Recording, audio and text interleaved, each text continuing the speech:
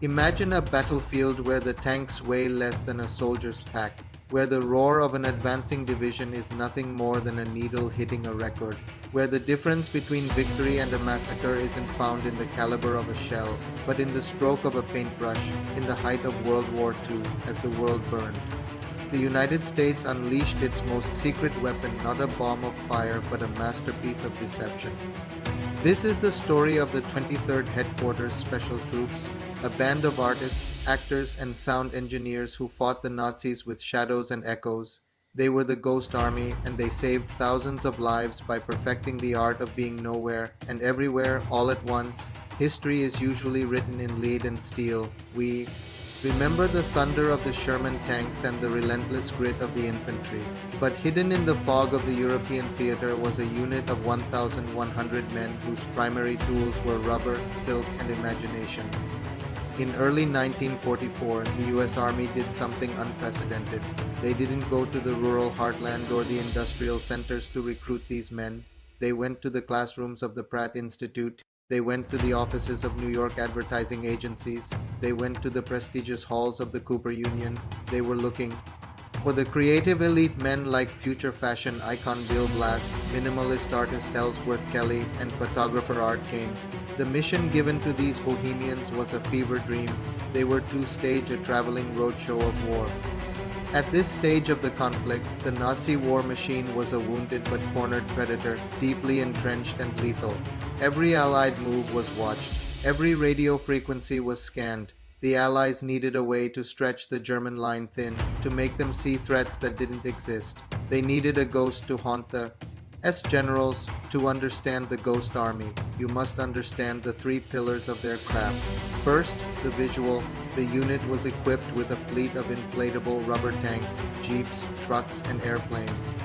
From the air or from 1,000 yards away, they were indistinguishable from the real thing.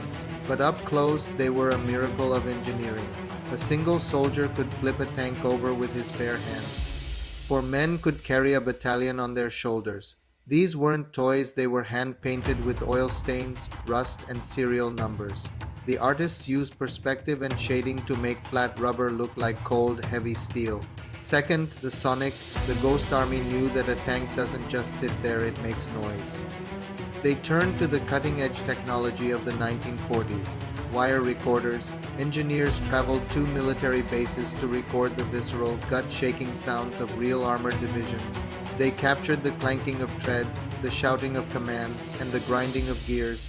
On the battlefield, they mounted massive 500-pound speakers onto half-tracks, projecting these sonic symphonies over 15 miles into the night. To a German sentry, it sounded like the end of the world was marching toward his foxhole. Third, the atmosphere. This was the acting portion of the war. If a real division was moving out, the Ghost Army moved in. They would wear the shoulder patches of the departed unit, paint their symbols on their trucks, and hang out in local French cafes. They would accidentally let slip rumors to waitresses known to be German informants. They were staging a play where the audience was the German High Command and the stage was the entire Western Front. August 1944. The port city of Brest is a fortress. The Allies needed to bring in supplies, but the German paratroopers inside are some of the toughest soldiers in the world. The American 8th Corps is struggling. They need the Germans to think they are stronger than they are. The Ghost Army rolls in under the cover of a thick Atlantic fog. Their mission: convince the Germans that a massive armored reinforcement has arrived on the flank. The sonic trucks began their work at midnight. Imagine being a German scout in the woods. You can't see anything through the mist, but you hear it, the unmistakable, terrifying screech of tank treads. You hear the heavy diesel engines idling. You hear the shouts of American sergeants. By dawn, the Germans see the tanks positioned in the fields. They panic. They redirect their heavy artillery away from the real American infantry and begin pounding the fields where the Ghost Army is stationed.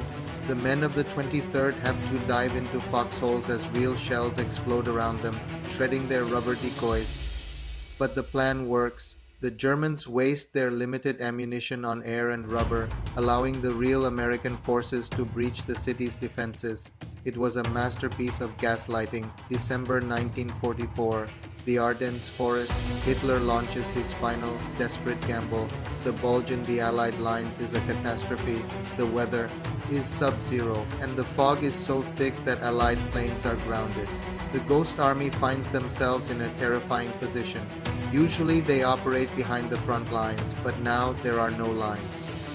They are in the path of the SS Panzer divisions. Their mission changes from deception to survival. In the freezing cold, the rubber of the inflatable tanks becomes brittle and cracks. The men have to patch them with bicycle repair kits in the middle of a snowstorm. They set up fake command posts, sending out spoof radio messages. In the clear, knowing the Germans are listening, they are pretending to be the reinforcements that haven't arrived yet. They were essentially standing in the snow with nothing but stage props, staring down the barrel of the Nazi juggernaut. It was a deadly game of poker. Every hour they spent pretending to be a division was an hour the real reinforcements had to get into position. If the Germans had called their bluff, the 23rd would have been slaughtered. But the Germans hesitated. They saw the armor in the trees, heard the convoys in the fog, and they slowed down. That hesitation saved the American line from collapsing. March 1945, the Rhine River, the last natural barrier to the heart of Germany. Crossing it is a suicide mission. The Germans have every inch of the riverbank sighted in with machine guns and 88mm cannons. The Ghost Army is given their biggest assignment yet. They are to draw the German 11th Army away from the actual crossing site. For 3 days they perform. They set up 600 inflatable vehicles. They play the sound of bridge building equipment saws, hammers, and heavy machinery all through the night. They create a fake headquarters with hundreds of men moving about in the wrong uniforms. The German high command takes the bait completely. They move their elite units 10 miles down the river to stop the ghost crossing. When the real 9th Army begins their assault at the actual crossing site, they find the defenses nearly empty. One US commander later said, "I've never seen anything like it. We walked across the Rhine and didn't lose a single man in the first hour. The Germans were too busy fighting a ghost." It is estimated that this single operation saved over 15,000 American lives. When the war ended, the men of the Ghost Army were told to go home and stay silent. Their mission was classified for 50 years. They couldn't tell their wives they were heroes. They couldn't tell their children they had saved thousands of lives. They returned to their lives as artists, designers, and architects. They went from painting tanks to painting canvases. They went from recording the sounds of war to recording the sounds of jazz and film. For decades, their contribution was a black hole in the official history books, but the truth couldn't stay buried forever. When the files were finally declassified in 1996, the world learned of the 1,100 men who won battles with nothing but their wits and their courage. They proved that the most powerful weapon on the battlefield isn't the one that destroys, but the one that deceives. They were the men who fought with shadows. They were the architects of the most successful lie in military history. And as we look back at the victory in Europe, we must remember that sometimes the greatest heroes are the ones who were never really there at all. In an age of digital deepfakes and information warfare, the Ghost Army stands as a reminder that the human mind is the ultimate battlefield. They didn't just win a war. They created a new form of power, the power of the unseen.